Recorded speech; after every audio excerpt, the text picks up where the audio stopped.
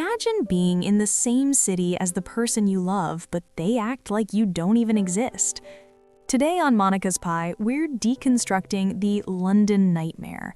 We're putting Jane Bennet and Marianne Dashwood side by side to see who actually suffered more. It's the battle of the broken hearts, the silence versus the scream. Oh, Eleanor, it is Willoughby. Indeed it is.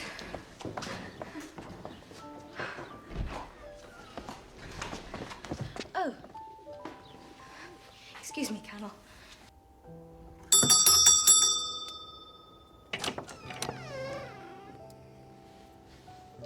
That between you, No messages, ma'am. I waited at home every morning for 3 weeks. Both Jane and Marianne headed to London with the same desperate hope, to find the man who vanished. Jane Bennet was the polite refugee. Her aunt and uncle, the Gardiners, took her to London to escape the gossip of Meryton. She went with a tiny spark of hope, but she was committed to playing by the rules. Marianne Dashwood was the obsessive hunter. She didn't go for a change of scenery, she went for Willoughby. She dragged her sister Eleanor into the city with one singular goal, a confrontation. My poor Jane. And as I was telling our dear sister, Mrs. Gardiner, she did her best. She would have got Bingley if she could. She would. She did her best, and no one can do any more than that. Give my love to my sister, and try not to be a burden, dear. Oh, Jane. I was never so grateful in all my life as I am to Mrs. Jennings. Oh, Eleanor, I shall see Willoughby, and you will see Edward. This is where their personalities clash. Marianne is the rule breaker. The second she hit London, she started firing off direct letters to Willoughby. In Regency society, this was social suicide for an unmarried woman. She didn't care about propriety, she cared about passion. Jane is the rule follower. She stayed dignified and only reached out to the sister, Caroline Bingley. She waited for Charles to find her, believing that true love didn't need to break the rules of decorum. Her politeness became her prison. Marianne faced public humiliation.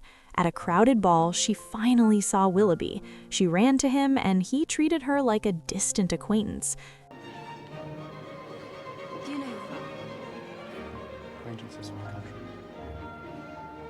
Then came the brutal letter returning her locks of hair and admitting he was marrying for money.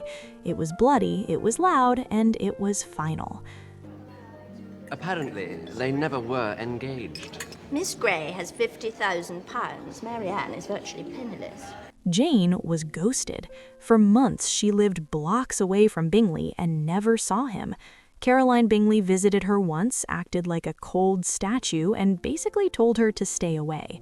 Because Jane stayed silent, Darcy was able to convince Bingley that Jane didn't care about him. Jane's silence was weaponized against her.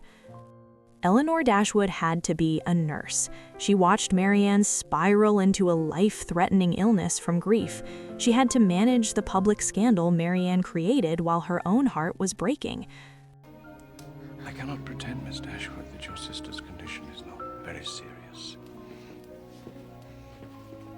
Elizabeth Bennet had to be a detective. She watched Jane's eyes go dead while her lips kept smiling.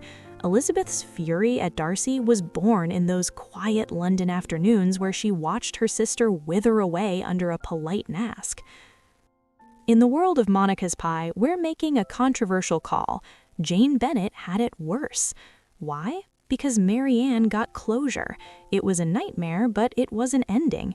She knew Willoughby was a villain, so she could scream, cry, and eventually heal. Jane was stuck in psychological limbo. She had no answers, no confrontation, and no right to complain. Society forced her to be dignified while she was being destroyed by uncertainty. Marianne's pain was a storm that passed. Jane's pain was a cold fog that wouldn't lift. Marianne Dashwood screamed so the world could hear her, but Jane drowned in her own silence. Tell me in the comments, would you rather be publicly humiliated but know the truth, or be ghosted and stay dignified in your pain? I'm Sana, and this was the deconstruction of the London heartbreak. Stay sharp, stay cynical. I'll see you in the next one.